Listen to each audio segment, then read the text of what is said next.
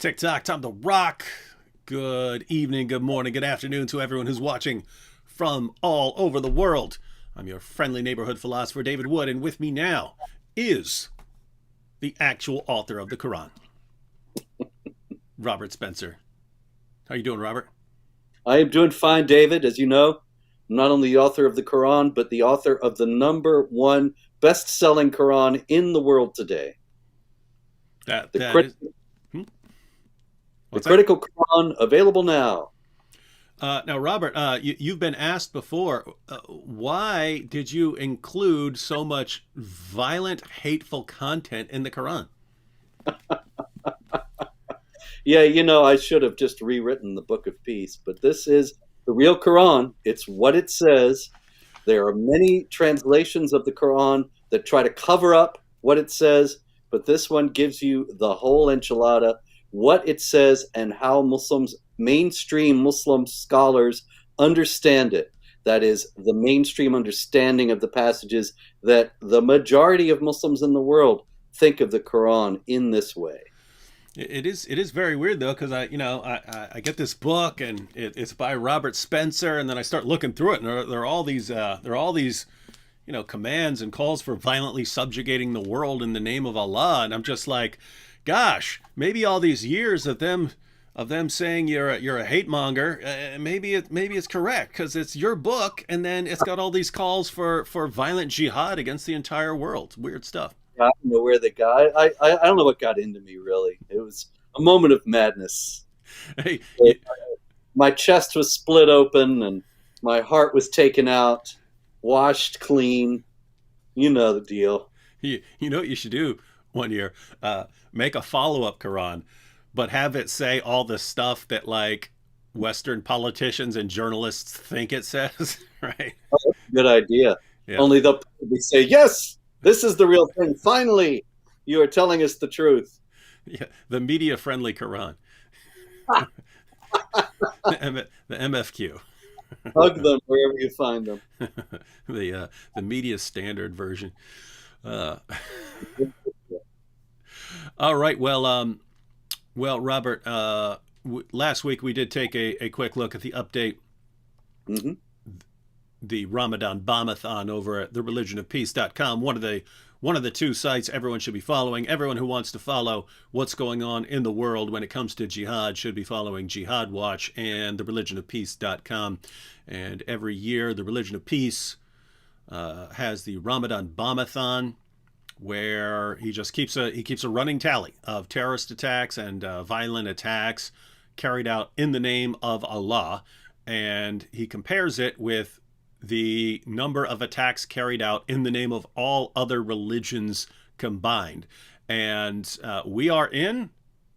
happy to say, we are in a down year compared to the peak years with like ISIS and so on. But look at what happens even in a year where things are pretty comparatively slow for jihad compared to previous years. But look at what we have here. This is day 26. So this is the tally as of day 26 of Ramadan. Ramadan Bombathon scorecard for day 26, 2022. We have a list of column with terrorist attacks, and then we have the number of kills, the number of victims who've been killed. We have terror in the name of Islam. 138 attacks in the name of Islam, 782 kills in the name of Islam, and in the name of all other religions combined, 0 attacks, 0 kills. And then, of course, you have by what right-wing extremists or anti-Muslim extremists, 0 and 0. And guys, this is pretty much the same result year after year, although, again, in previous years, there have been significantly more attacks carried out in the name of Islam. And then every once in a while, there will be an attack carried out, by some other group. But basically, this is very similar to the results that we get every single year. And the reason this is relevant is you got to actually see the numbers for an accurate comparison, because somehow they pull it off every single time there's an attack carried out in the name of Allah. If it happens to be one of the few that actually becomes popular news, a popular news story, as soon as that happens and you say, hey, maybe we need to look into this ideology, the response immediately comes, what about Anders Breivik? What about that guy down in New Zealand who did the mosque attack? You see, they weren't Muslims, so anyone can be a terrorist. And so they always go to their small handful of examples that they can point to of other people who've committed terrorist attacks, and just ignore the constant, relentless, daily attacks carried out in the name of Allah. And somehow, because there have been other attacks by other people, somehow we're supposed to ignore what the vast majority of terrorist attacks are carried out for. We're just supposed to ignore that. But we're not going to ignore that. We're going to look into it. And with that said, Robert, slow Ramadan compared to other Ramadans, but has there been anything worthy of note in the past week? Yeah, well, one thing I noticed right away when you posted the Ramadan Bombathon is that last week, if I recall correctly, there were 402 people killed. And this week it's up to 782, which means that almost half of the people who have been killed during Ramadan were killed during the past week, which perhaps not coincidentally was also the week of the Night of Power, the night that commemorates when Muhammad was first given the first revelation of the Quran. If Ramadan is indeed the month of jihad, as many Muslim authorities have said, then it would make sense that you would want more jihad activity at the time when the Ramadan fast is most intense. Anyway, yeah. It is just so weird, right? That, we keep hearing, this is the holiest month of Islam, the holiest month, the holiest month.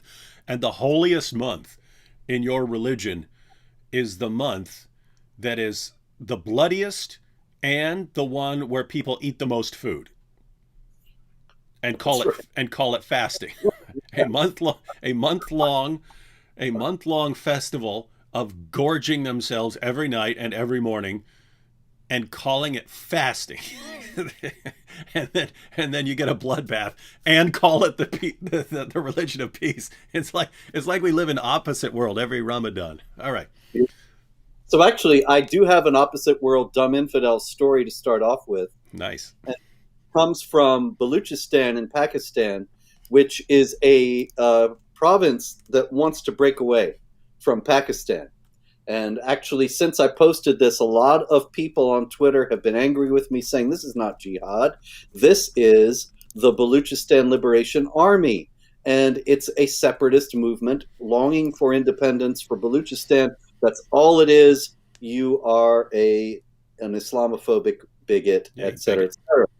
But let's look at the actual facts of the case. The story is about a suicide bombing. The suicide bombing was done on the University of Karachi campus in Pakistan, killing 3 Chinese nationals and their driver. And the bomber was I believe, I'm sorry, I said that she was wearing a burqa.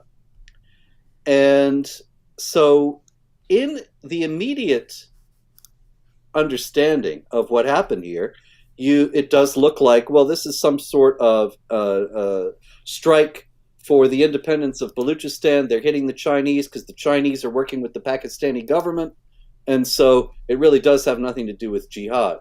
But when you have a woman doing this, wearing a burqa, and particularly the fact that it's a suicide bombing, and this is, after all, a Muslim doing this. Or a Mormon. You don't know because she was in a burqa. Well, yes, of course. Right. But of course, everybody in Pakistan, everybody in Baluchistan, with the exception of a small minority of people, they're Muslims.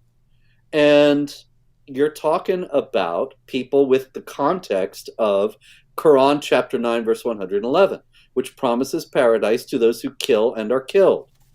And so even if this is not, strictly speaking, a jihad struggle, that is not that the Baluchistan Liberation Army is not trying to establish Islamic law, nonetheless, the technique used very clearly comes from within the theological and cultural context created by Islam. But what's interesting about this, beyond that, is that even the US government seems to think this has something to do with Islam, and thus hastened to whitewash the image of Islam in the wake of it. And the US consulate in Karachi issued a statement saying this cowardly act stands in direct contrast to the peaceful spirit of Ramadan. And so there we are. It stands in contrast to the peaceful spirit of Ramadan. Obviously, I would bet you $1,000 right now, David, that there is nary a single official in that U.S. consulate in Ramadan who has read the Quran, who knows anything, even the first foggiest idea about Islamic doctrine, does not know the theological justification for suicide bombing that is contained in Surah 9, and does not know that Ramadan, being the month in which Muslims redouble their efforts to please Allah, because jihad is pleasing to Allah, is also the month of jihad. And so we get this is contrary to the spirit of Ramadan. Even though they don't know anything about Ramadan or Islam, they don't hesitate to tell Muslims and the rest of the world what Ramadan is really all about. Because, of course, it's just like we see all the time. Every last Western politician, Western non-Muslim politician, knows all about, it's perfectly obvious to them that Islam is a religion of peace that has nothing whatsoever to do with terrorism. Of course, none of them have read the Quran or know anything about Islam, but they're just absolutely certain that that's what it's all about. And this is another example of that kind of bland ignorance, that they don't even know how ignorant they are. And I just looked up the population. It's 99.28% Muslim. There you go. There, and but in their defense, can we say we can't blame them for wanting to break away from Pakistan? I mean, oh no, I'm all for that. Absolutely. Oh, I'm just saying. I can't imagine anyone who, given the opportunity, would not want to break away from Pakistan. Right? It's like, absolutely. The question of Baluchistani independence is entirely separate from the issues created by this story. Whether even if she is a suicide bomber working from the context of Islam, which I believe she is, that doesn't negate the fact that it's a very good idea to break away from the government of Pakistan. So we would say good idea breaking away from the government of Pakistan, but don't go around sending women into in burqas doing suicide bombings and adopting the same methods of the people you would want to get away from in Pakistan. There you go. That's it, David. Mm-hmm. David, that is the smartest comment of the week, right there. Okay, we have another interesting story about dumb infidels and willful ignorance. The Pulse nightclub Jihad massacre, you may recall, from June 2016, when a jihadi named Omar Mateen went into the Pulse nightclub, a gay nightclub in Orlando, Florida, and he murdered 49 people. And as he was doing this, he actually called 911 several times and had these protracted discussions with 911 operators in which he discussed his motives. Now, all that being said, what happened was this young man, 20 years old, did donuts on a gay rainbow mural that's painted on the road in Orlando, Florida, or actually it's in South Florida somewhere. And he left big black marks on the gay rainbow mural on the road.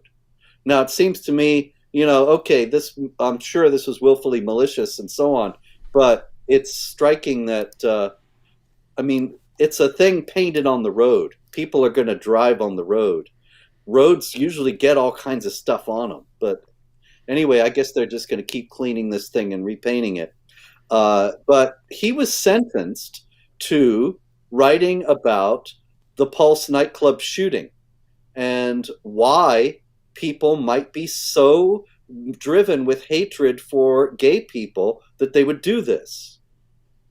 But the thing about it is, what nobody involved in this story seems to realize is that Omar Mateen, the Pulse nightclub shooter, never once mentioned gays in any of his extended conversations with the 911 operator.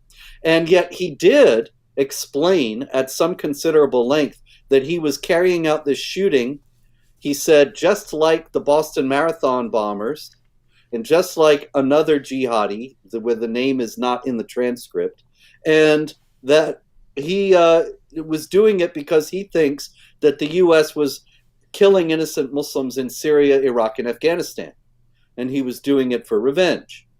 So actually, if this young man who was leaving the skid marks on the mural actually does his assignment properly, then he's going to end up writing something that doesn't have anything to do with gays at all and has everything to do with Islam.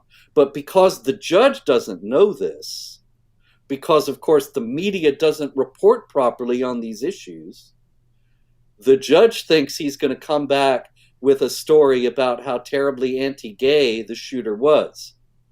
And he might well if he reads media reports. But if he reads what the shooter actually said himself, he'll get a very different picture, and it'll be all about Islam. And I guarantee you the judge will not be happy to get that.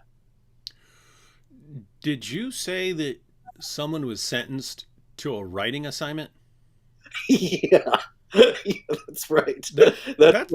That's like what would happen to me in like fifth grade when I get in trouble and the teacher would say, "Okay, you have to write on why you were so bad and why you broke this thing and why you stole that and so on. You have to write something on this." Wow. Although I have to say, when because I had no idea where you were going with this when you mentioned the Pulse nightclub massacre, but when you were saying that, here we are, 6 years later, something was going on. People have been so stupid about jihad over the years. I actually thought you were going to say that, and to show their tolerance, they're turning it into a mosque, or they're turning it into an interfaith gathering for coffee place, and something like that, because it's always something like that. It is absolutely. I mean, you of course remember, you had the World Trade Center, the World Trade Center thing, and then of course, what do we need there? We need a giant mega mosque right there to show how wonderful and tolerant everyone is.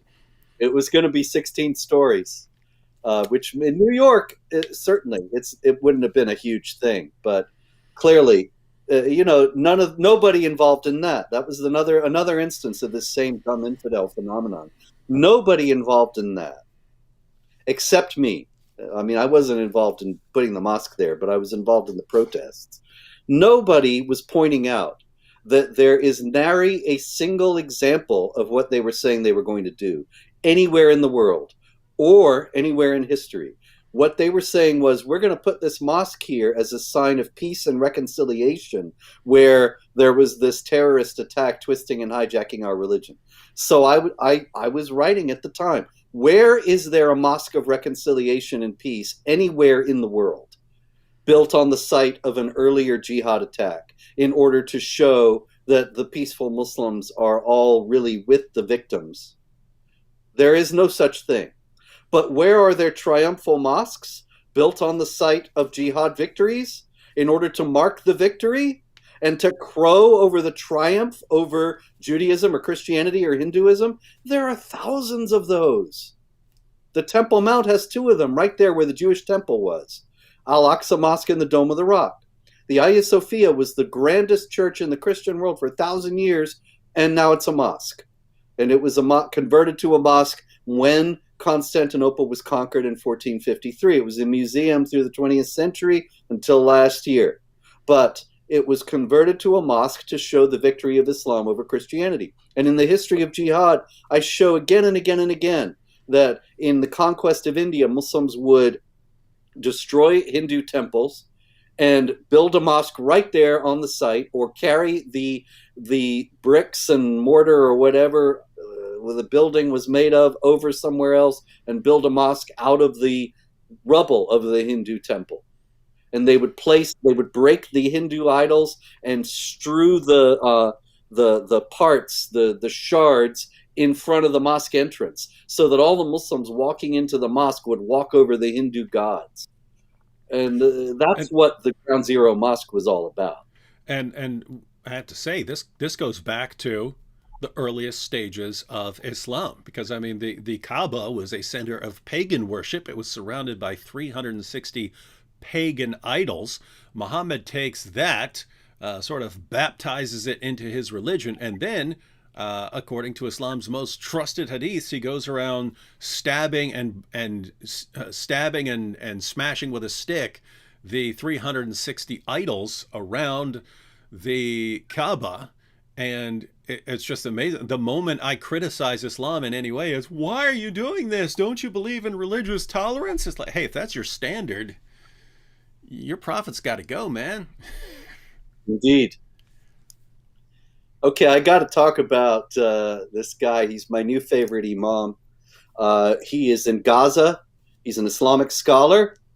Abd al-Hamid Dabbous. Did you hear about Abd al-Hamid Dabbous, David? Nope, but I have to say, anyone in that area of the world who's got the bus in his name makes me worried about some bombings. Indeed. Okay, Abd al-Hamid Dabbous. This guy, here he is. He's honest. This is an honest Islamic scholar. This is what he said. You're going to love this, David. Through jihad, Allah conquers lands as well as hearts and minds. And I think, yeah, you know, what jihad does. Wait, could you repeat that again? That was awesome.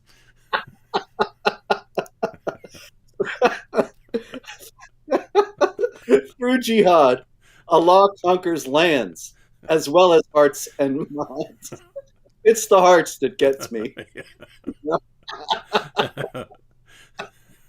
Oh, it's like Sophia bint Huyai.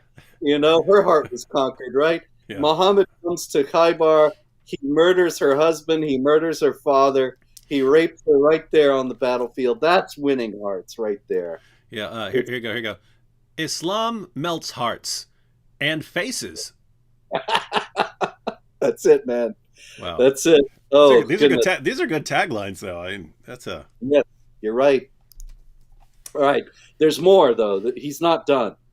Jihad is. He'll be here all evening. Jihad is the means by which the Muslims, first of all, defend their lands, their lives, their honor, and their religion. And in addition, it is a means to spread this religion, because the bottom line is that Allah sent down this religion so that it would spread throughout the world until all the people become Muslims. I've had so many Muslims deny this. And, you know, guys have debated, guys on Twitter, people who review the books, and they deny this outright. And I think, you know, in the first place, it mystifies me that they could be so dishonest. But also, here is, at last, an honest Islamic scholar. But then he goes on to say, and I just said he was honest. I don't know. You be the judge, David. We do not want to kill or terrorize people. But you leave us no choice.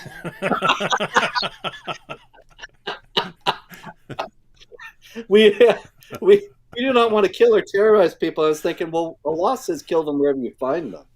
So I guess what he is actually, he's one of the guys in that Surah 9 is talking about. No, it's Surah 2, isn't it? Fighting is prescribed for you, even if you dislike it. Mm-hmm. And so he doesn't like it. He doesn't want to do it, but he's got to. Nor do we want to plunder people's lands or rights, but we want people to convert to Islam. This is Allah's will, not ours.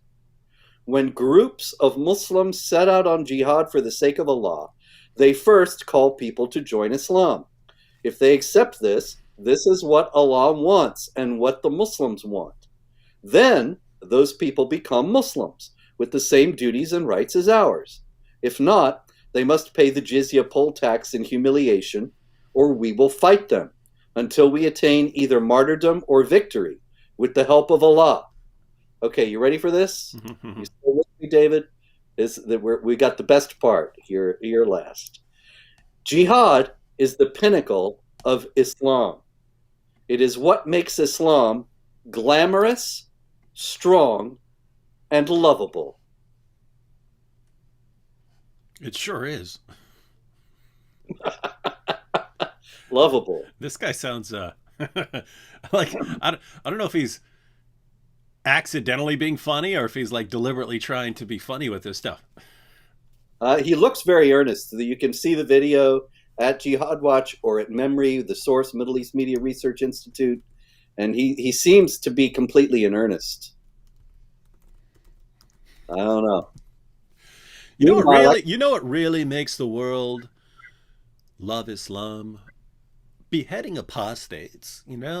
That's what really you see a head getting. What's amazing is there are people who like they believe this. Like there was this element within ISIS that just found something aesthetically pleasing about slaughterings and slitting throats and Yeah. taking sex slaves and stuff like this, because they're making all these pictures and calling them lions and so on, showing them on the mountains and so on, and releasing all these videos of all them, and then somehow lots of the people who went and joined were pointing to that as the reason they joined. I just started watching the footage of these guys slitting people's throats and chopping people's heads off, and I said, gosh, this is where I need to be. Mm-hmm. Because Allah commands it. And these are the people doing it. It's exciting. It's glamorous, as Dabu said. The Kardashians got nothing on jihadis. Okay, I've got plenty of honest jihadis. I've got some more here. Hang on. We do love some honest jihadis. Yes, here we go. These are unnamed, unfortunately, but there's been quite a lot of unrest, of course, recently surrounding the Al-Aqsa Mosque on the Temple Mount, and the mosque, as we discussed last week, has been the site where various stones and other weapons have been gathered to throw at Israelis, and the Israelis went in to clear out some of the jihadis, and then they've been charged with storming the mosque, desecrating, defiling the mosque, and so on. But anyway, on official Palestinian Authority TV, this is not just some outlier, an imam, unnamed, led a prayer. And you can see all these crowds of people in the video praying along with this imam. And he prays, Allah, delight us with the extermination of the Jews, of the evil Jews, excuse me. And he also called for the extermination of their hypocritical supporters who have evil in their hearts. And now this, of course, is all based on the Quran saying that the Jews are the worst enemies of the Muslims, chapter 5, verse 82. The Quran's many passages criticizing the Jews, blaming the Jews for various things. So this guy is calling for them all to be killed. And it's worth noting that when he prays that Allah will bring about the extermination of the evil Jews, a lot of people think, well, that's really, really bad. But he's just hoping that God will smite them from heaven, and that's not really a big deal because Allah is not there to be listening and doing it. And that's fine. However, remember that chapter 9, verse 14 of the Quran says, fight them and Allah will punish them through you, by your hands. Mm-hmm. And so if they're the executors of the wrath of Allah, then a call for the extermination of the Jews is going to end up with some Muslims believing that they ought to begin working on exterminating Jews. Yeah, and I have to say again, it's I haven't heard the vast majority of things you bring up in this weekly show, but if this were a Christian, calling for this sort of thing against Muslims, we would not only be hearing about it right now, we would be hearing about it 10 years from now. Whenever there's a call for violence in the name of Islam, would be, what about that pastor? What about that pastor who said that about Muslims all those years ago? And yet it's just no one seems to care. No one seems to Yep. care when it's coming out of Islam. It's like people have set their expectations so low that nothing is surprising anymore. Yeah, and they don't even, they just ignore it, you know? I mean, I see it actually all the time on Twitter, people saying, people posting links from Jihad Watch. And then invariably some Muslim comes in and says, "Oh, your source is Spencer?" Ha ha ha ha ha. And that's it. And they think that they can just act as if the source is unreliable, and that's the end of the story. And unfortunately, even though I am scrupulously accurate, this is something that is done to pretty much everyone who talks about these issues, that they're just smeared as being unreliable, and then the story itself is dismissed. Well, that's not going to work anymore because you'll report a story, and then someone will share the link to your story, and then someone will come in and respond, "Ha ha ha! That's Robert Spencer. How can you trust that?" And you say, "What? How can we trust the author of the Quran?" Yes, now the game has changed. Yeah, now they can't deny anything you say because they'd be denying the author of the Quran, and then they wouldn't be Muslims anymore. Busted. Okay, let's go to Italy. In Italy, very interesting thing. Sharif and Nabil Azer, two Coptic Christian brothers, and they were walking along in Italy, I'm trying to find the city, Turin, walking along in Turin, and of course this was last week, so they were walking along during Ramadan in Turin, and they were Coptic Christians. They're wearing crosses, and they were smoking. And a group of Muslims came up to them. One of them stopped and was actually drinking water, walking along in the street. And a group of Muslims came up shouting at them, "Ramadan, haram." And apparently, because these are Egyptian guys, they assumed that they were Muslim, and reminded them that it was forbidden to drink water during the day and to smoke also during the day in Ramadan. And actually, Sharif, one of these brothers, he says, "If tomorrow I went out to eat a sandwich in that same area, I would not go out alive." Because when they saw that they had crosses, they didn't back down. They just grew more belligerent and ended up beating these two Christian brothers. And one of them recounted, "They want to apply Sharia law to us because they consider us inferior and want to dominate us." Now, I thought that was extraordinary because I have heard so many Islamic apologists in the West say Sharia is a Muslim thing. It applies only to Muslims. And non-Muslims just don't need to even think about it because it has nothing to do with them. Years ago, long before any of you watching this were born, there was a campaign for anti-Sharia laws in the United States, in various states. And the Council on American Islamic Relations fought fiercely against these laws, but they did it in two contradictory ways. They said, nobody's trying to bring Sharia to the United States, and those who are trying to bring Sharia to the United States just want to have it for themselves. Mm-hmm. And they're not going to bother any non-Muslims. But this incident in Italy shows that there are all too many Muslims, unfortunately, who believe Sharia has everything to do with non-Muslims, and that the non-Muslims have to obey the Ramadan fast. Otherwise, they will offend Muslims and hurt their religious sensibilities and make it more difficult for them to keep the fast, and that is simply not allowed. Although I have to say, if as you were breaking down the story, I was thinking of a funny response when they said Ramadan haram. I would have gone like, "Oh, Ramadan is haram? Oh, okay, no Ramadan, haram, haram." That would have been fun. Yeah, By the way, you see the comment? Tim Chapman said, "We need to pass a Spencer phobia bill."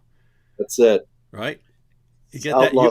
We can start saying it now because you're the author of the Quran. That any criticism against you is racist and bigoted against your book. That's right. a book that is revered by over 1 billion people. Hmm. All right, plenty more jihad, and time's a wasting. Interesting story. Let's see. I clicked off it, unfortunately. Oh, interesting story out of Nigeria. A group of Muslims walked into a house of prostitution, but they were not there for the clientele. They were, or for the employees. They were there because they wanted to ask everybody who was in there to recite a passage of the Quran. And those who could not, 10 of them were killed on the spot. This is reminiscent of many, many other stories. Not many people know this, but this actually happened in the United States, in St. Cloud Mall in Minnesota in 2016. There was a Muslim there, I believe his name was Dahir Adan, and he went around asking people in the St. Cloud Mall if they were Muslim or Christian. And then he would stab the people who said they were Christian and let any who said they were Muslim, and of course there were quite a few, because that's a very heavily Muslim area, and he let them go. This also happened many other cases. I've got a big list of them at Jihad Watch. Last January in Nigeria, Fulani jihadis stopped this man and started beating him. Then they stopped and said, "Hey, are you Muslim or Christian?" And he said he was Christian. They beat him even harder. In Burkina Faso last November, Muslims asked villagers if they were Christian or Muslim, then murdered the Christians. In the Philippines in February 2019, Muslims murdered a man for failing to recite Quran verses while releasing 6 others who could recite them. In Mali, Muslims screaming Allahu Akbar took hostages and then freed those who could recite the Quran. In September 2013, at the Westgate Mall in Nairobi, Kenya, Muslims murdered people who couldn't answer questions about Islam. Many, many other examples of this. And obviously, this is because Muhammad said in the Quran, actually, the Quran says, Muhammad is the apostle of Allah. Those who follow him are ruthless to unbelievers, merciful to one another. And so, this incident in this brothel in Nigeria, as well as these other incidents and many others I could detail, is an example of that ruthlessness to the unbelievers, but mercy to the Muslims. And I remember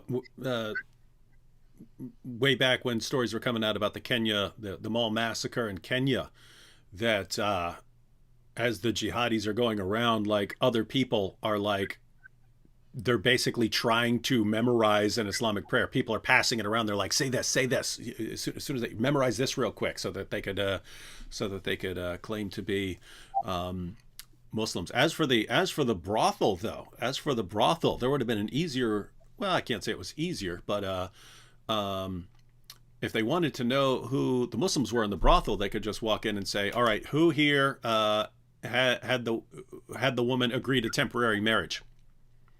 Exactly. And it's then true. the women would have gone, "Oh, he had me agree to temporary marriage," and they would have said, "Oh, okay, well, you're good to go then, because we know that's how you hire a prostitute in Islam.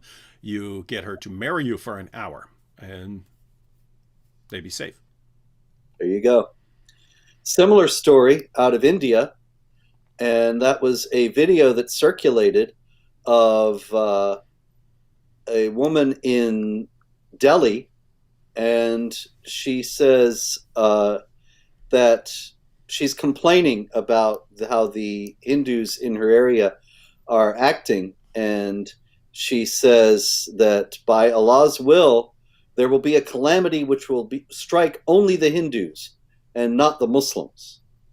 And the fact that she would wish for such a thing, that a calamity would strike only Hindus and not Muslims, is once again an example of the same tendency. Muhammad is the apostle of Allah. Those who follow him are ruthless to unbelievers, merciful to one another. Shall we go over to Malaysia? The Kuala Lumpur Sharia High Court sentenced an MP, a Malaysian MP, Maria Chin Abdullah, to 1 week in jail. And the reason why she was sentenced to 1 week in jail was because she said that Islamic law, Sharia, discriminates against women. And so to show her, apparently, that Islamic law does not discriminate against women, they gave her a week in jail to think it all over. What they would have given perhaps to a man, maybe they would give him a week in jail too, so that was the point. Or maybe they would have given a man a lighter sentence. We don't know. But in any case, a week in jail for saying that Sharia discriminates against women. Now, Sharia quite obviously discriminates against women. Mm-hmm. Chapter 2, verse 282 says a woman's testimony is worth half of a man. Chapter 4:11, this is the Quran, of course, says a woman is to inherit less than her brothers. 434, of course, has beating the wife. On and on. There's no beating the husband. And on and on and on. But if you point it out, then you're the problem. Mm-hmm. And that's kind of like you and me, David, that we are reviled as Islamophobes and racists and bigots and so on for pointing out what Islam teaches and what the Quran really says. And the problem is not ever with what Islam teaches or what the Quran really says. It's with us for daring to note it. Two quick comments here. Catherine Gill, these are both on the issue of muta. Some people are not familiar with this. So Catherine Gill, I think she's talking about muta here. She says, what if they don't agree to a divorce? So you're going to marry the girl for an hour, and what if they don't agree to a divorce? Catherine, the agreement is made ahead of time. So it's, hey, we are only married for the next hour, or 3 hours, or 3 days. It's whatever you agree to in the contract. And I've mentioned here before that I was contacted years ago by a former prostitute in Australia, and she said in her area, but by far her dominant clientele were Muslims, and she said that they always made her recite something in Arabic before having sex with her, and she didn't know what muta was and so on, but she found out she was actually agreeing to be married for the duration of them using her body for pleasure, and then they would pay in return. And keep in mind, this goes right back to the Muslim sources.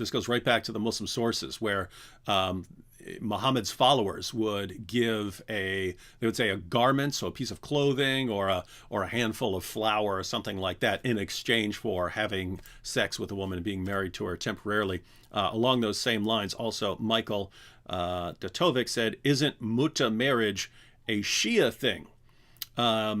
Michael, it's in the Sunni sources, so it's in Sahih al-Bukhari, it's in Sahih Muslim. Many Sunnis are convinced that Muhammad eventually forbade the practice. Everyone agrees that Muhammad allowed it at one time, that it was allowed for a while. Many Sunnis are convinced that Muhammad eventually forbade the practice. However, the same sources, the same Sahih sources that say that Muhammad eventually forbade the practice, those same sources will also have conflicting narrations where it was one of the later caliphs who forbade the practice. And so if it was actually a later caliph, the question is, can he override something that Allah and Muhammad allowed? And what you'll find is there are plenty of Sunni Muslims who, as long as they want to practice muta, will cling to those passages and say, it wasn't Muhammad, it was a later Muslim, and then they lied about Muhammad. You got something for us, Robert? The Critical Quran right here, David, the best-selling Quran in the world. And number one. It goes into muta marriage in chapter 4, verse 24. Because, as I point out, the Shiites claim that chapter 4, verse 24, Surah 424 of the Quran, the chapter Women, says that it's allowed. That is, temporary marriage is stipulated in the Quran, according to the Shiite understanding of 424, because it says, and those whom you enjoy, give them their shares as a duty, and there is no sin for you in what you do by mutual agreement after the duty. Indeed, Allah is ever knower wise. The Shiites say that is the permission for temporary marriage. And then I go on to explain the Sahih hadiths that you just mentioned, and quote one from Sahih Muslim, where Muhammad is depicted as saying, O people, I have permitted you to contract temporary marriage with women, but Allah has forbidden it now until the day of resurrection. However, the Shiites do still insist that it was, as you noted, the Caliph Umar, whom they don't recognize as an authority at all, who abolished temporary marriage. And Jafar as-Sadiq, the sixth Imam of the Shiites, that is the sixth of the 12 Imams who were the great leaders of Shiite Islam, or the 11 Imams, because they're waiting for that 12th guy to come back. He didn't do much while he was here. He was taken away or disappeared or occulted when he was 5 years old. But in any case, the Shiite hadiths say that Allah has made it lawful. Jafar as-Sadiq says, Allah has made it lawful in his book by the tongue of his holy prophet, meaning in 424. And so there's a Shiite hadith in which a Sunni is pointing to Umar outlawing the practice, and Jafar says, so you can stand by the words of your friend, but I stand by the words of the messenger of Allah. And also I've got an alternative Shiite manuscript that actually says that the Shiite temporary marriage passage has been suppressed and used to be much more extensive in the Quran itself, which is yet another example of how Muslims themselves testify to the Quran being edited, fragmentary, and incomplete. Indeed. Okay, we've got a lot of standard jihad this week, of course. In Germany, there was a man who issued a bomb threat stopping train service for hours in a busy area of Berlin, I believe it was. Offenburg. And the press and the police said, oh, we think right-wing radicals are stopping the train service. But, of course, it turned out to be, what a surprise, an Islamic jihadi. If you had the coffee ready, you could give us another surprise take. But in any case, all right, we have more, of course. We have Abu Bakr Deghayes in Britain, who went to a mosque, the Brighton Mosque and Muslim Community Center, on November 1st, 2020. And he started talking about jihad and making a stabbing gesture as he talked about jihad. And as it happens, his two sons, Abdullah and Jafar, were killed fighting jihad in Syria. And he called explicitly for jihad by the sword and was sentenced this week to 4 years in prison for encouraging terrorism. And so here again we have a Muslim who's being honest about the meaning of jihad, and he's preaching, calling for jihad in a mosque. He has now been jailed for 4 years for doing it. And the big fallacy that the British authorities are operating according to in doing this is that they seem to think that when he gets out in 2 or 3 years, because there's no way he's going to serve the whole sentence, he's going to what? He's going to be reformed? The prisons in Britain are hotbeds of jihadist recruitment. If anything, he's going to come out more of a hardened jihadi than he was going in, because there's absolutely no effort made in British prisons or in any other prisons anywhere else to disabuse jihadis of their jihadist ideas. And any that are based on the de-radicalization false assumptions that jihad has nothing really to do with Islam, or it's that to say it's violent is a misunderstanding of Islam, and so we'll teach the true peaceful Islam. And so he gets this small sentence. He'll be out within a couple of years, and probably we will hear from him again. And it's sort of a parallel to the prison system in general. There's kind of a problem that needs to be figured out. It's like if some young guy, 18 years old or something like that, commits a crime, steals something or something like that, and you lock him up, and the idea is, hey, we're gonna lock him in this building with a bunch of other criminals and leave him there for 2 years or something like that, and think that he's going to come out a better person when the environment that you're in for 2 years is a place where police are the enemies and everyone around you, every person you're around is a criminal. And then that problem gets multiplied if you're talking about jihad, because I mean, I've never mentioned this before, but but when I was locked up before I became a Christian, there were guys who would come up to me and say, they would start by saying, "You seem really smart," and they would say, "If you plan it, we'll do it." Right? So they were asking me to be the mastermind behind their crimes. Like, I plan the robbery, use my big brains to plan the robbery, and they'll go out and do it. Well, guess what? You've got similar things with jihad. It's, you're getting a bunch of guys locked up and a bunch of guys who are eager to wage jihad, but they're thinking, man, I'm kind of stupid because I did this and immediately got locked up. And the smartest one will eventually rise to the surface, and guess what? You're forming future terrorist cells there, right? These guys become your buddies, and they're all criminals who are obsessed with jihad, and now you're putting them together and then releasing them back into society. It's brilliant stuff. So, David, what did you tell them about being a criminal mastermind? Well, at that point, I was thinking, cool. Right? This is, this is early on. This was like the first year and stuff like that. And I was thinking, man, I'm going to have me an army by the time I get out of here. But I was thinking, hey, we'll do it. Instead of just running in there and robbing the pawn shop or something like that, we'll plan it. I'll plan a distraction on the other side of town where there's a big fire and all the police go to that side of the town. And now you guys go in, blah, blah, blah. And I'll be down the road with my binoculars and watch for the cops and stuff like that. And I'll tell you when they're coming so I can tell you which way to go and stuff like that. But fortunately, I got out of that stuff. I'd have watched the movie.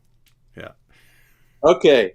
Anyway, also in the UK, this is another dumb infidel story. Dr. Omar Abdul Kafi gave a lecture at the Finsbury Park Mosque, the notorious Finsbury Park Mosque. And it's interesting that it was there because I'll tell you, the Finsbury Park Mosque was the mosque where Abu Hamza, the famous jihad leader who had one eye and his two hooks for his hands because he'd blown himself up in a bomb making accident, and he's in prison now for trying to open up a jihad training camp in Oregon. He was preaching jihad pretty much openly at the Finsbury Park Mosque in Britain.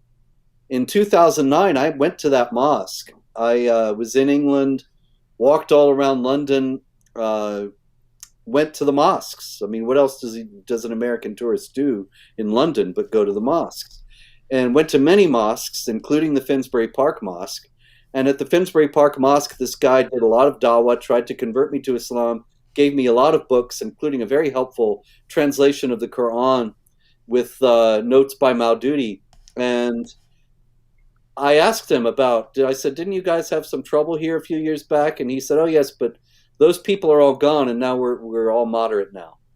But apparently not, because Omar Abdul Kafi, although, of course, that was some years ago, too, now, he has preached, quoting the famous genocidal hadith, excuse me, the famous genocidal hadith saying that the end times will not come until Muslims kill Jews, and the Jews will hide behind trees, and the trees will call out, "Oh, Muslim, there's a Jew hiding behind me, come and kill him." He referred to the 9/11 attacks as a comedy film, and he is not a British national. He is, I believe, from Pakistan. No, he's Egyptian born, excuse me. And he applied to come to Britain to preach at the Finsbury Park Mosque, and they let him in. Now, I ask you, what's wrong with this picture? Nothing. Well, I'll tell you, as you know, I myself have not been back to Britain since 2009 because in 2013 I was planning to go and got a letter from the UK Home Office saying I was barred from entering the country because I had said Islam has a doctrine of warfare against unbelievers. And so here is a guy who also believes that Islam has a doctrine of warfare against unbelievers, but he likes it. He's in favor of it. And so he gets in. Apparently, the British authorities do not have a problem with you if you think Islam has a doctrine of warfare against unbelievers. They only have a problem with you if you're against it. And so Abdul Kafi is actually one of many jihadis, and I have a long list there on the post at Jihad Watch, who have been let into Britain. And they don't seem to have any problem with that. Of course, they don't want to appear Islamophobic. Now, by the way, wasn't there a time limit on your ban? Yes, it was 3 to 5 years, but I know it's still in force. And I know it's still in force because of the good people at American Airlines. Mm-hmm. I do try to avoid American Airlines whenever I can because of this. But sometimes it's just not avoidable because American Airlines, for example, might have a nonstop 3-hour flight somewhere I need to go, whereas every other airline, there's a connection somewhere and it becomes some 8-hour endeavor. And especially with the mask business, I really just wasn't up to that. So I would bite the bullet and fly American. Now, what's the problem with flying American? American is linked to, in some way, British Airways. If they're not the same corporation, they're partners of some kind. And so British Airways, at the behest of the British government, has made it so that I am treated as a terrorist whenever I want to fly American Airlines, even though I have no intention of flying to Britain. Every time I fly American Airlines, I have to wait for an hour at the counter to check in. I can't check in online, and I have to stand there while they are talking furtively on the phone and looking at me and talking on the phone and waiting. And then they come and ask me some questions. Where am I going? What am I going to do there? Blah, blah, blah. And it's all because they want to make sure, somebody actually told me this at one point, an American Airlines official, that I'm not going to change my ticket somehow and end up in London. And it's because I'm such a terrible person, of course, and am barred from Britain. And by the way, that wasn't all this just because you wanted to lay some flowers on the grave of Lee Rigby or something like this, a guy who was slaughtered by jihadis in the name of Allah and practically beheaded? Yeah, I had no plans to speak. It was going to be laying the flowers, visiting some friends and associates in Britain. That would be it. So just to be clear, you wanted to go to honor a victim of jihad, someone who'd been slaughtered in the name of Allah, and they actually people were filming them afterwards as they explained exactly why they killed this guy, and so the bloody and so you have to be banned from an entire country for that. But if you sit around saying that you approve of the killing of Lee Rigby and you agree with the ideology that led to it, Britain will basically roll out the red carpet for you. Yep. You can go on a lecture tour, hit all the mosques. Priorities. As the author of the Quran, I'd be happy to speak at all the mosques in Britain if the ban is lifted. So perhaps the Finsbury Park Mosque or one of the others could start a campaign to allow me into the country so that they can get the author of the Quran into the mosque. Yeah, and I'd love to see them I'd love to see them ban the author of the Quran. Go ahead and try that one. There will be riots in the streets. Just announce to the mosques that the author of the Quran has been banned from the country. Yeah, that would be huge. Oh my goodness, the unrest would be endless. Mm-hmm. Oh, well, there's plenty more, David, but I see we have run out the clock. Jihad never ends. Indeed. Never ends. Just keeps coming forever. There was it's not really a joke. You can't say it's a joke, but because people were killed. But there was a Muslim walked into a bar in Nigeria, and 20 people were killed. Not a good punchline. Nope. Yeah, that could be some sort of skit where a comedian is telling stories, but it's just not a joke. Indeed. Yep. And we can end with another Muslim scholar, actually, Ali as-Salabi, who is from Libya. And he said, Ramadan is the month of conquests that changed the course of Islam and advanced it tremendously. And he has a long lecture actually pointing out how many of Islam's great victories took place during Ramadan, the month of Jihad. We'll close out by answering one quick question here.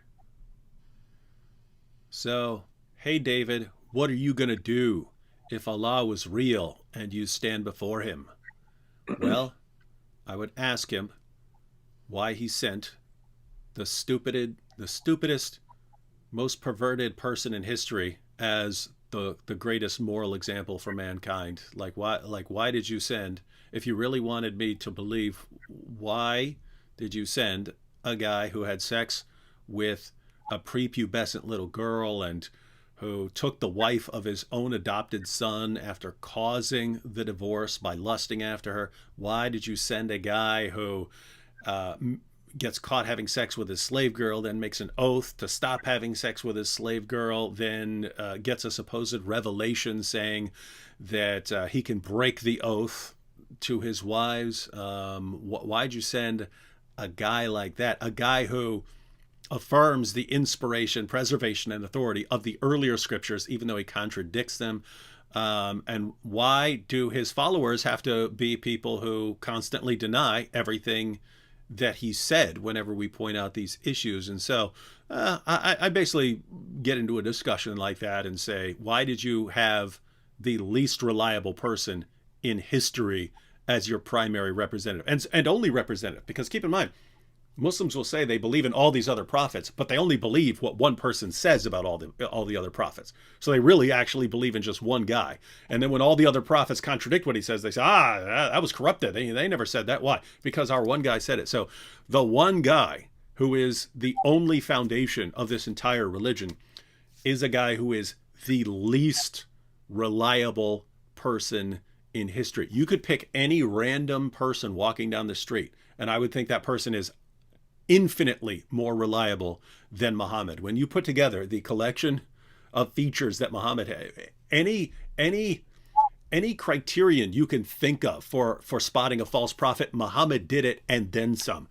And so there is no more obvious false prophet in history. And so I probably, hey, why is the one guy you sent the most obvious false prophet in history? Why? Hey, why David, is it? I answer that as well. Mm-hmm. Yeah, go. If I answer that as well, real Sure, briefly. sure. If I showed up before Allah, I would quote chapter 32, verse 13 of the Quran. And if we had so willed, we could have given every soul its guidance.